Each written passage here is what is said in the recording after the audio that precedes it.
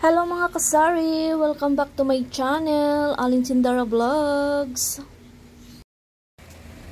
So ayan, hi guys! Welcome back to my channel, Aling Sindara Vlogs. So for today's video ay mag-update tayo ng paninda nating itlog. So kabibili ko lang ngayon. Bumili kami ng 4 na tray. Ang size nito ay jumbo. Pero tingnan mo guys. Actually, ang mga itlog ngayon, sa totoo lang, ay lumiit. Lumiit yung mga egg. Ay, hala, basag.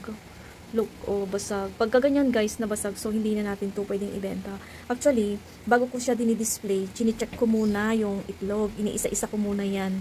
Na sinasalin sa panibagong tray kasi pinapagpag natin yung mga tray. Then, dino-double check natin yung mga paninda natin. So, hindi ko siya napansin na basag yan. So, pagka ganito guys na may mga itlog tayo na pinapamili, di ba pagka ganyang tumaas na nga yung itlog, tapos mataas na yung bentahan, tapos basag pa yung iba, syempre di ba, parang nalulugi na tayo. Kasi hindi na, magkano lang naman yung tutubuin natin dyan, tapos kung ilang piraso yung nabasag, so kakainin na lang natin yan. So, ganon. Ang update natin sa itlog ngayon guys, ay tumaas na naman ang itlog, tapos lumiit sila gawa ng mainit na panahon. So, ayan. Actually, guys, ngayon ay galing kami sa Pure Gold. So, ito ngayon yung aking pinamili. Actually, itong isang box na to ay punong-puno ito ng mga sabon, mga popcorn. Tapos, itong isang box ay may mga, ano dito naman, mga condiments. Tsaka, kunting, may mantika din dyan. Tapos, yung pinamili ko kanina ng mga meat chicken, tsaka, pork. Siyempre, nandun na natin na ilagay sa ref. So, mamaya na yan. Unahin ko muna, guys, itong unahin muna natin guys itong ating pag-unboxing dito sa pinamili natin. So ito pala ay hindi ko naman din ito paninda. Ito yung namin to, gamit namin sa CR. So guys, sa mga gustong magpaputi, I suggest guys, ito maganda. Kasi actually, yung anak ko na gumagamit nito ay ang laki ng pinagbago ng balat niya. Talagang grabing puti niya ngayon. Ako kasi hindi ako gumagamit ng mga ganitong Kojic. Bawal sa akin yung mga matatapang na sabon. Tamang sabon-sabon lang ako na mild soap. So, hindi ako nakagamit ng mga Kojic. So, ganito. Nakakaputi talaga. Legit. Legit ito guys na nakakaputi. Medyo mahal. Yung ganito ay, ang halaga niya ay nasa, teka, titignan natin ang Kojic natin kung magkano. Kojic dito sa ating, ano bang pangalan yan? Kojisan. 355. Diba? 355. Meron ka ng ilang piraso to? 5 plus 1. Actually, yung 5 plus 1, yung pang isa, yung pang 6, free na daw niya. Pero, ano siya, 300 mahigit. 355. So, isa-separate natin to kasi hindi siya pang benta. Ano ko lang siya, ina-sample ko lang sa inyo sa mga gustong magpaputi ay maganda itong Kojisan. Mabisa to. Then, dito naman tayo, meron pa akong isa. Ito, yung malunggay na olive oil omega. Sensitive yung skin mo at gusto mong mawala yung mga pimples mo. Actually, ito hindi siya totally. So, meron ako dito guys, yung malunggay na herbal soap.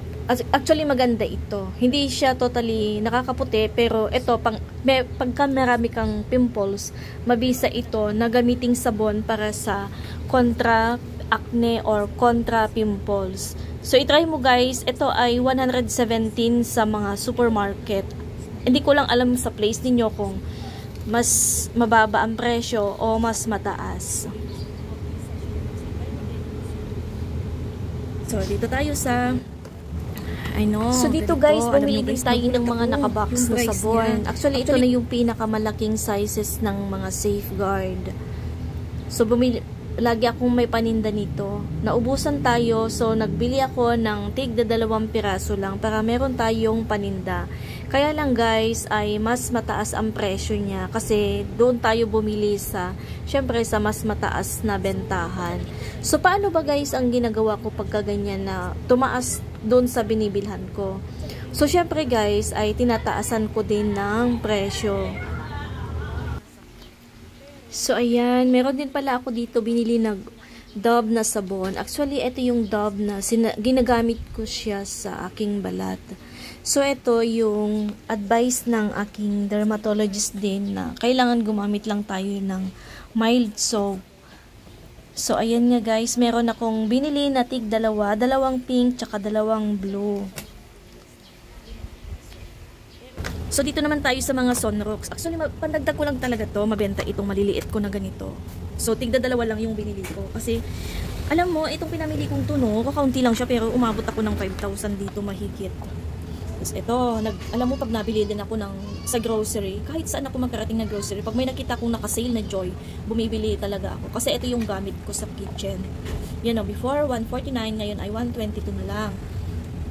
Then, meron pa pala akong isa na sasabihin. Actually, ito sa, katulad sinabi ko, galing ako ng Pure Gold. Siyempre, pag nag-sale to, 122, ganun na talaga yung price niya pagdating mo sa counter, 122. Pero doon guys, sa binibilhan ko, na nag-wholesale kami, kapag kaganito na naka-sale na makikita mo ng ganyan, tapos ito, nag-sale siya, kung ito na yung SRP price niya, pagka nasa counter ka, pag tinignan ko sa resibo ko, may discount pa talaga siya. Minsan 3 piso pa yung mas mababa niya, or minsan ay 5 piso pa. Kaya lang guys, doon sa binibilan ko ay wala talaga ito. Hindi siya nagsisale. Pero may panahon lang talaga na makita mong naka-sale yun. So, ayun nga, kung saan ako mapunta na grocery, namimili lang ako. Tinitingnan ko lang yung sale. So, dito naman tayo sa wet tissue. Actually, ito guys, hindi ko tayo paninda. Ito naman ay gamit ni Patch. So, itong wet wipes na to ay magagamit na niya ito ng mga 5 days, 4 days, ganon. So, ang presyo nito ay nasa 98 pesos. For 4 days na ni Patch yan, or swerte kung umabot yan ng 5 days. So, dito naman, meron tayong wet, na panty liner. Meron tayo dito panty liner. So dito sa panty liner ay binebenta ko to ng retail. Tayo sa sabon. Bumibili ako nito kasi meron din bumibili sa tindahan ng isang bareta. Yan. Pag may mga nabili na gusto niya puputulin ko pa. Iba yung presyo ng pinutol ko pa siya. Mas mahal siya. Pero kung binili niya ng mas mahaba to na isang buo lang, yung sa unit price ko, meron akong discount doon. Minsan nagbabawas ako ng piso or dos. Ganon. Pero pagka pinaputol niya sa akin, nabibili niya ng isang putol lang, doon nagdadagdag naman ako ng presyo. So dito naman meron ako dito cream silk. Ito nga sabi niya buy 11 get 1. So dito ako bumabawi guys. Sa buy 11 get 1 kasi sa 11 pieces syempre meron ka ng maliit na tubo plus 1 doon ka nakabawi ng tubo mo. So mamaya na natin to kakalkalin. Basta i-unboxing lang natin ito. So dito sa clear shampoo bentahan ko dito 8 pesos. Sa Pantene, ang bentahan ko din dito ay 8 pesos ang isa dito. O, swerte natin guys, no? Pagka may buy 11, get 1, talagang bumibili ako nito. Inuuna ko itong bilhin yung mga sale. Kasi medyo malaki-laki na konti ng tutubuin natin sa mga may sale. Ito wala siyang sale. Pero guys, try mo to. Pantene na, silky smooth care. Ang bango-bango talaga nito. Mas mabango to compare dito sa Violet. 8 pesos din ang bentahan ko niyan. So dito tayo sa cream silk, palagi itong hinahanap kasi mas mabango din ito compare dun sa ibang cream silk. Naubusan ako nito. So dito naman ay buy 6 get 10% off lang siya. So dito sa isa buy 11 get 1 free. Hindi ko napansin na magkaiba pala ito. Dito ko na siya napansin sa unboxing ko. So dito naman meron tayong Vita Keratin dito, may nabili din ito guys. Ang bentahan ko din ito ay kano ba bentahan ko nito? Secret ko na lang yung bentahan ko nito kasi ngayon lang pala ako nagbenta nito. Meron ako dito yung Simply. Ito naman ibang brand, Vita Keratin. So meron din ako dito Empress na Advanced Keratin. So first time ko itong magbenta, nakita ko lang siya sa Pure Gold. Buy 6 plus 2 daw, sabi niya. So dito naman tayo sa mga sabon. Wala silang sale no na sabon. So, ang bentahan ko dito sa isa ay 18 pesos. Minsan ay 17. Pero i-check ko guys kung mas mataas ba yung presyo sa Pure Gold o dito sa wholesale ko. So, ganon. Pagka bumaba, mababa din yung bentahan ko. Pero pagka mataas ang bili ko, syempre mataas din ang bentahan. So, dito guys sa Wings, hindi ko din alam kung lahat ba ng supermarket kahit sa probinsya ay meron nito. Actually, mayroon akong isang customer. Sabi niya sa akin, Sisi, bili ka ng Wings. Akala ko dati yung Wings na, alam mo yun yung mga panty liner, yung gano'n. Yung Wings na sabon, bumili ka kasi ayun yung gamit ko, tsaka mas mura bentahan mo. Pero ang bentahan ko nito guys, honestly no, 8 pesos.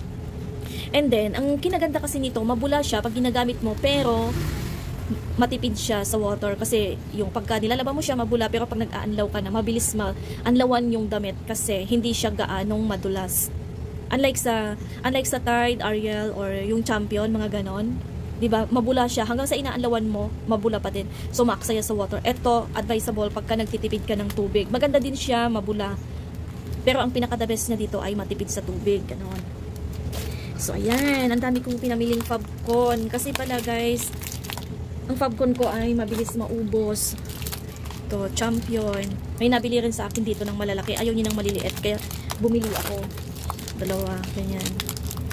So, ito. Ang bentahan ko naman dito ay 11 pesos dun sa wholesalan. Pero dito ay i-check natin ang bentahan natin. So, medyo madami-dami akong Fabcon na pinamili ngayon. Kasi, yung Fabcon ko ay ubos talaga siya. So, ganito. Yan. Marami tayong pinamiling Fabcon. So, bumili din pala ako guys ng Downy. Yung Downy ko buy 6 get 1. Ito yung tatlohan. Actually, may mga naghahanap din ito. Pero hindi ako nagtitinda. Gawa ng madalang naman ang nabili ng ganito. Kasi nga syempre mas mahal talaga to. Pero itatry natin. Bumili ako ng isang pink tsaka isang blue. So ayan. Ito yung bagong paninda natin ngayon. Tsaka meron din akong ipapakita sa inyo guys na kape. So ayan. May bago tayong bagong paninda sa aking tindahan. Ito yung Grand Cafe. Nabili ko to sa Metro, sa bandang Imos. Ito yung Spanish latte. Lasang, sabi nung bumili sa akin lasang Starbucks daw. So, nag-request siya na sa susunod magtinda ako ng madami nito kasi ito na daw yung favorite niya. Pero mas mahal siya guys. Ang bentahan ko nito ay 17 ang per piraso. Kaya lang wala ito sa mga supermarket na mga mga ordinaryong supermarket. Kailangan hahanapin mo yan sa mga malalaking supermarket. So, ito yung ating bagong paninda sa ating tindahan. So, kung ikaw ay hindi pa nakapag-subscribe sa aking channel, please click the button, subscribe, tapos paki-bell all para ma-notify ka sa susunod kong upload. So yun lang guys, shout out sa ating mga kaibigan dyan, shout out sa mga nanonood ng ating videos. So hanggang sa muli,